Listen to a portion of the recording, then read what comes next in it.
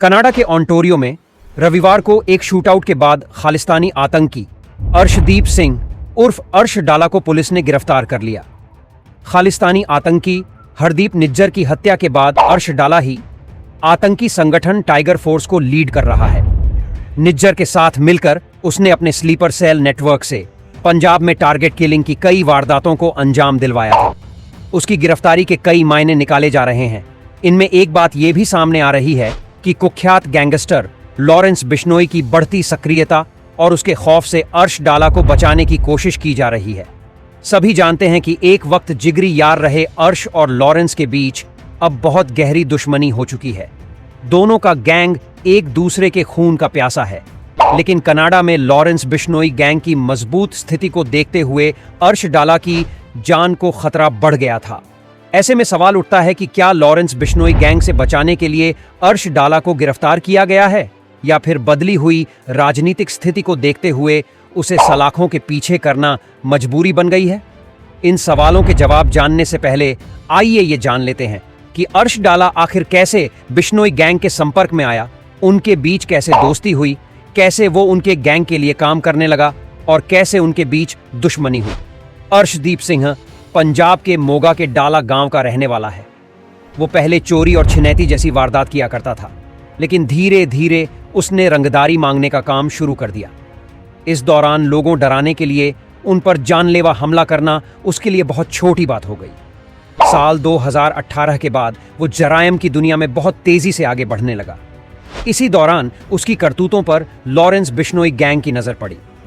Lawrence Bishnoi gang की modus operandi अर्श डाला के काम करने की शैली से बहुत मेल खा रही थी। ऐसे में लॉरेंस के अजीज दोस्त गोल्डी बराड ने उससे संपर्क किया।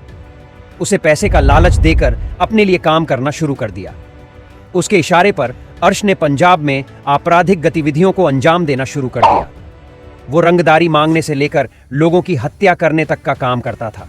बहुत जल्द पूरे पंजाब में उसका खौफ हो गया। इधर कनाडा में बैठे खालिस्तानी आतंकी हरदीप सिंह निज्जर को भी उसके जैसे गुर्गे की तलाश थी। उसने उससे संपर्क किया।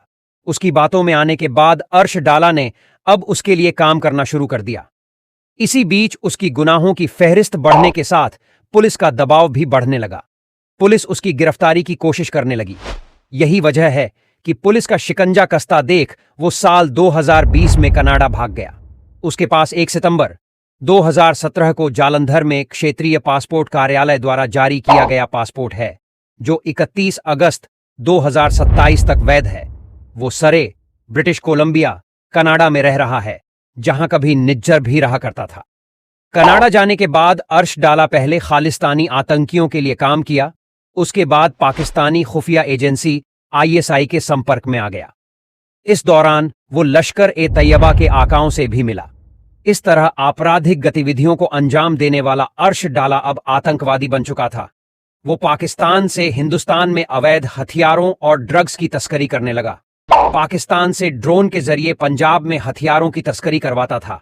लश्कर ए तैयबा के आतंकी के साथ गठजोड़ करके उसने दिल्ली के जहांगीरपुरी में एक हिंदू लड़के की हत्या भी करवाई। उसके स्लीपर सेल के नेटवर्क ने गला काटे जाने का वीडियो भी भेजा था।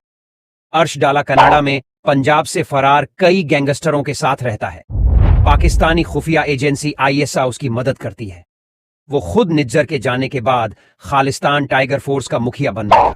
इसके बाद लॉरेंस बिश्नोई के दुश्मन बम्बीहा गैंग से भी जुड़ा गया। उसके साथ मिलकर भारत में लॉरेंस गैंग के खिलाफ काम करने लगा। इसमें उसके right hand gangster Sukhdool Singh उर्फ सुक्खा दुनुके की बड़ी भूमिका थी।